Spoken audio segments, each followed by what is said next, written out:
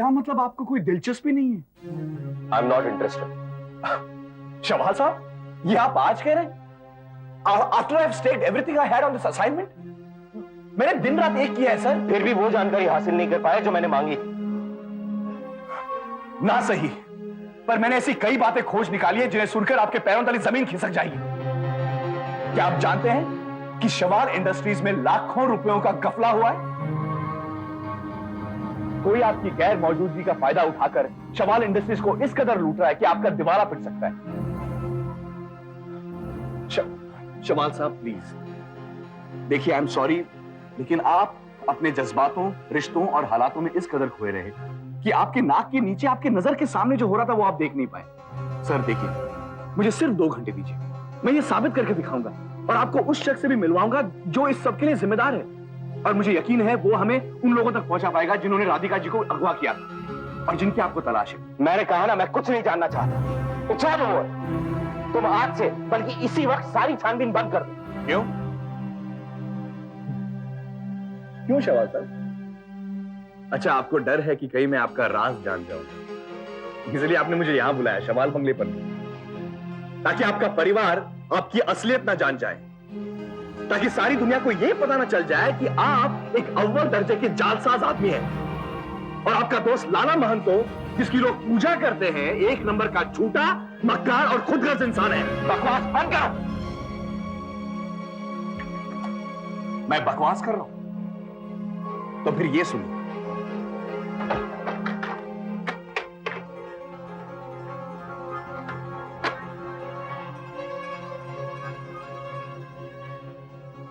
पर लाला महंतो क्यों डिगे साहिब?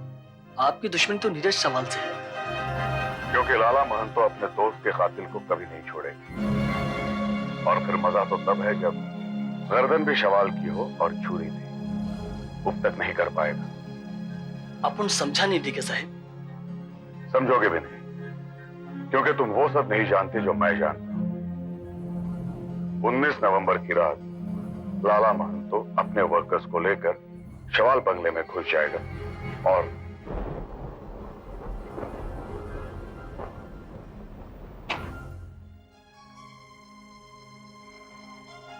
ठीक है, मैं कभी सोच भी नहीं सकता था, लेकिन इस सब का इसी से पता चल गया। ये तो हमारा प्लान था, राइट? 2 दोस्तों ने आपस में पकाई हुई खिचड़ी। लाला महंतो की पूरी जिंदगी लेबर मूवमेंट में चली गई, लेकिन उन्हें सिवा इज्जत के कुछ नहीं मिला और इसका अफसोस उन्हें बुढ़ापे में होने लगा। सो अपने दोस्त को साथ में लेकर उन्होंने सारी दुनिया की आंखों में धूल झोंकी। मजदूरों को एक सीना तान के खड़े रहने वाले लीडर के अलावा और क्या चाहिए? और यहां तो ध्यान देने वाली बात थी, इंस्टेंट सेलिब्रिटी। एक ही झटके में सत्ता, शोहरत, पैसा, डिस्गस्टिंग। दिमाग तो उसी वक्त ये सब देखकर कह रहा था कि ये सब झूठ है, पर दिल मानने को तैयार नहीं था। आज तक जो मेरी प्रेरणा था, जो मेरा आदर्श था, वो इतना कमजोर, मक्कार, फरेबी, दोगला, विश्वासघाती। अगर एक लफ्ज भी लालू के बारे में बोला तो जबान खींच लूंगा तुम्हारी। इसमें लालू का कोई कसूर नहीं है, ये मेरी वजह से हुआ, मेरे दिमाग की उपज से।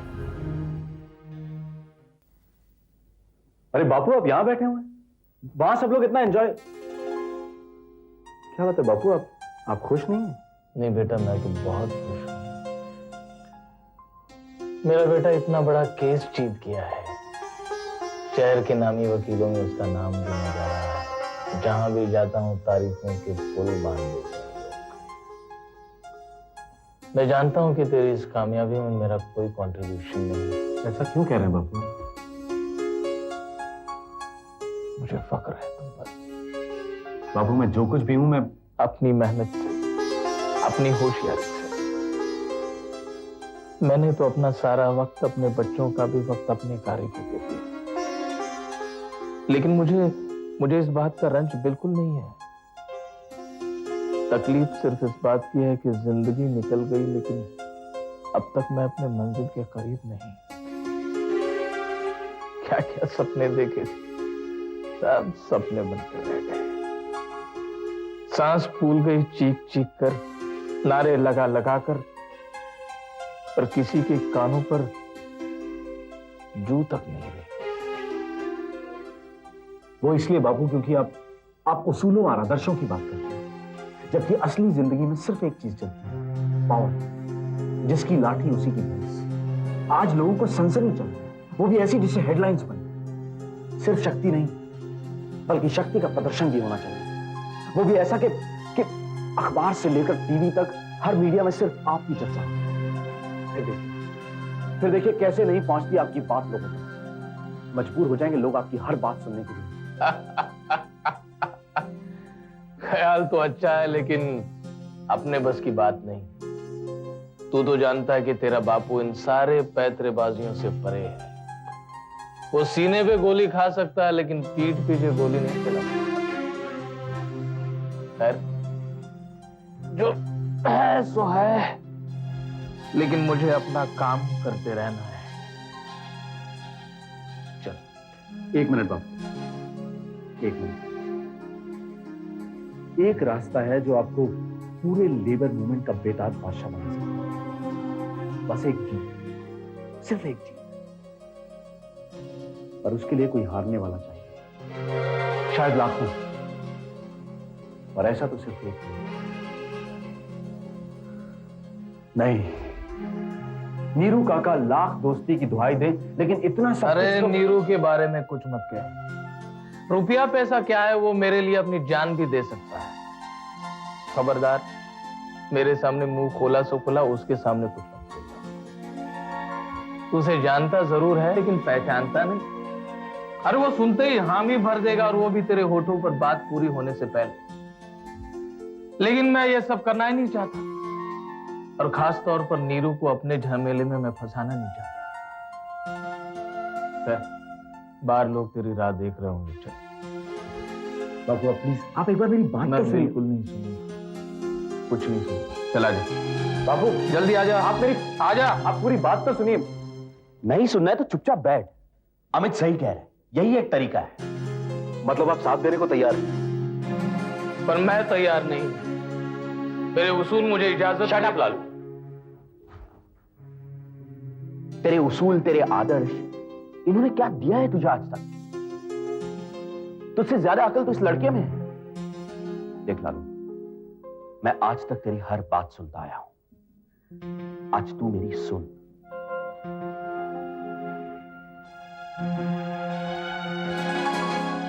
तो ये तय रहा, मैं मजदूरों के साथ इतनी सख्ती बरतूंगा कि वो भड़क उठे, शायद एक हद सस्पेंड हो जाए। लालू एजिटेशन करेगा, पर बजाय उसकी सुनने के सख्ती और बढ़ा दी जाए। तब तक वेज रिविजन का वक्त आ जाए। लालू न्याय के साथ, मजदूरों के साथ वेतन बढ़ाने की मांग करेगा, लेकिन मैं बात तक सुनने से इनकार कर दूंगा। इंपॉर्टेंट ये है नीरू काका कि ये बात सिर्फ शवाल इंडस्ट्रीज तक ना रहे, बल्कि पूरी मजदूर कौम की आन का सवाल बन जाए। We have to play it up that way. तू उसकी फिक्र मत कर, तेरा बाप जिंदगी भर वही करता है। नहीं नहीं नहीं, बिल्कुल नहीं, बिल्कुल नहीं। मैं ये सब नहीं करूंगा। प्रेस को मैं संभाल लूंगा। Will give them lots of matter. 8-10 मजदूरों को विक्टिमाइज करते हैं, उनमें से 1-2 को जेल भी करवा रही है। उनके लिए इतना काफी है। न्यूज ही चाहिए ना तुम्हें, नॉट जस्ट द न्यूज। नहीं, कुछ ऐसा कि सुन करके रख दे सके। स्ट्राइक करवाते हैं, इतना तनाव बढ़ाते हैं कि बात मरने मारने पर आ जाए। और ऐसी एक कन्फ्रंटेशन में मैं लालू पर गोली चला। क्या तू मारेगा मुझे, मुझ पर गोली चलाएगा? फेक बुलेट्स यार, नकली गोलियां। हमें कोई प्रॉब्लम तो नहीं होगी? नीरू काका, अगर किसी को कोई चोट ना पहुंचे तो I think I can manage. तो ये तेरा जिम्मा। अरे ये क्या हो रहा है सब? क्या हो रहा है सब? होश में तो है, दिमाग का इस्तेमाल कर। दिमाग का बहुत इस्तेमाल कर लिया मैंने, अब दिल की सुनने दे। देख लालू, तुझे क्या लगता है तेरे दिल में क्या चल रहा है ये मुझे अमित के कहने से पता चलेगा? मैं कुछ नहीं जानता, पर मैं क्या करता? 100 बार तुम्हारी कोशिशों पर पानी फिर के देख चुका हूं, अब और नहीं। देख, तेरा संघर्ष मेरा संघर्ष भी है। और फिर हम कोई पाप नहीं करने जा रहे हैं। हम तो मजदूरों का भला चाहते हैं और भला करेंगे। तो सोच लालू, हमें पाना क्या है? इस एक वारदात के बाद मुझ पर इतना कीचड़ उछलेगा कि मुझे मजबूर होकर मजदूरों की सारी मांगे माननी होंगी। सोच उनका कितना फायदा होगा। और शवाल इंडस्ट्रीज की देखा देखी सारी लेबर मूवमेंट का कितना फायदा होगा। मुझे नहीं चाहिए ऐसा फायदा, मुझे नहीं चाहिए। मैं हमेशा सच्चाई के रास्ते चला हूं और सत्य ही मेरा हथियार है। कौन सा सत्य लालू? कौन सा सत्य? महाभारत सतयुग में हुआ था ना? कृष्ण तो भगवान थे। फिर क्यों भीष्म को पछाड़ने के लिए शिखंडी का इस्तेमाल किया? क्यों कर्ण की कवच कुंडल उतरवाए? क्योंकि वो जानते थे The end justified the means। तरीका जो मकसद सही है। और लालू तू अपनी सोच रहा है। जरा सोच, अगर अमित का कहना सही निकला और अगर सचमुच तू लेबर मूवमेंट का नेता बन गया, तो जो ताकत तुम्हारे पास होगी उससे तू अपने लोगों के लिए, सारी लेबर मूवमेंट के लिए क्या नहीं कर सकता?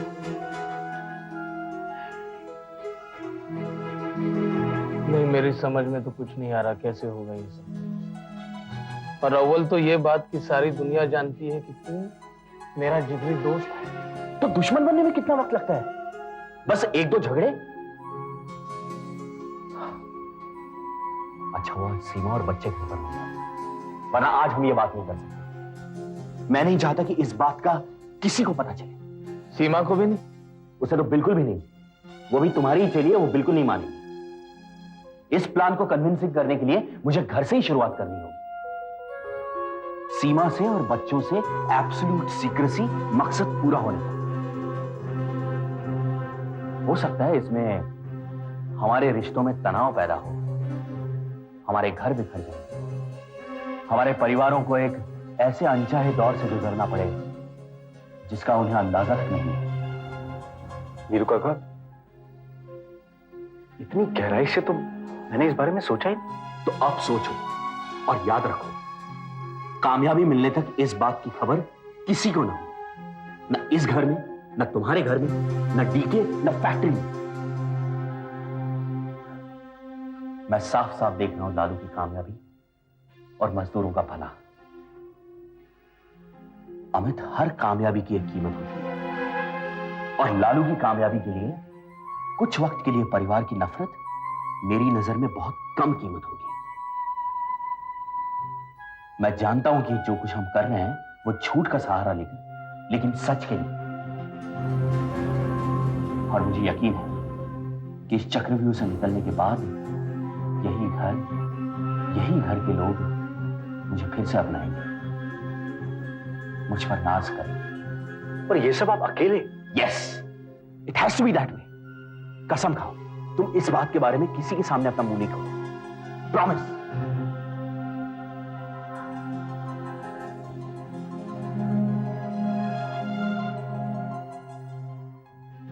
दूसरे ही दिन से हमने अपने प्लान पर अमल शुरू कर दिया और फिर शुरू हुआ साल भर का संघर्ष लालू और मेरे बीच। मैंने जितना शोषण किया, जितने जुल्म ढाए, लालू उतना ही ज्यादा जोरावर होता चला गया। सब कुछ ठीक उसी तरह से घट रहा था जिस तरह से हमने चाहा था।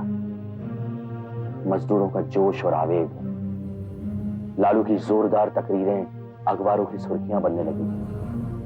मजदूरों को एक नया नेता मिल गया था। हर दूसरे दिन एक नई कंपनी, एक नया यूनिट लालू की यूनियन में शामिल हो जाता। लालू की लोकप्रियता जिस कदर मजदूरों में बढ़ रही थी, ठीक उसी तरह से मेरी भी सांस सरमाएदारों के बीच इतनी बढ़ रही थी। मजदूरों को मुंह तोड़ जवाब देने वाला, उन्हें मुट्ठी में रखकर भी लाखों कमाने वाला, ये पहचान बन गई थी। मेरे हर कदम पर बिना सवाल मंजूरी की मोहर मारने तैयार थे। सबकी नजर हम पर जमी हुई थी। सब कुछ इस बात पर निर्भर कर रहा था कि हम अपने प्लान का अंजाम किस सफाई से दें। और वो दिन भी आ गया। नीरू, नीरू, लालू, लालू तू यहाँ कैसे आ गया? तुझसे मिलने आ गया। तो पाइप से चढ़ के बाथरूम की खिड़की से आया हूँ।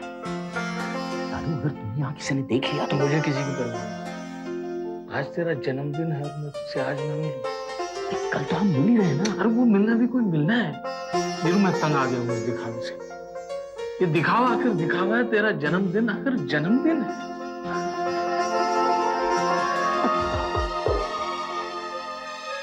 पता नहीं क्यों मेरे मन में कहा कि अगर तुझे सीने से लगाना है तो मत जा, तो शायद कभी मौका न मिले। कैसी बात कर रहा है तू? नहीं सच, मैं जब भी जिंदगी में सोचता हूँ कि मैंने क्या हासिल किया है तो तेरी दोस्ती का ख्याल सबसे पहले।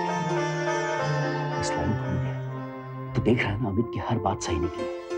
आज लाखों मजदूर तेरे साथ है, तेरी आवाज हर कोने में गूंज रही है।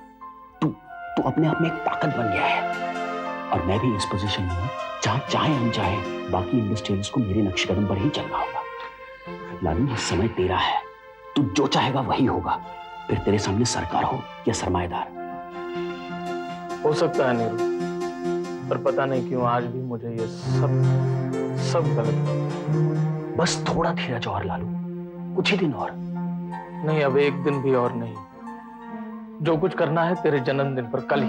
तूने केशु की हालत देखी, अगर उसे कुछ हो गया तो? किसी को कुछ नहीं होगा, सब सही होगा और अच्छा ही होगा। तू बेकार परेशान हो रहा है। आई प्रॉमिस, मैं कल इस ड्रामे का अंत कर दूंगा। देख, कल जब तू आएगा तब बाहर मत रुकना, जबरदस्ती अंदर घुसाना अकेले। मैं तुम्हें चेतावनी दूंगा, लेकिन तू हटना मत। वही मौका होगा, मैं गोली चला दूंगा। कोई प्रॉब्लम नहीं होगी, मैंने नकली गोलियों का भी इंतजाम कर लिया है।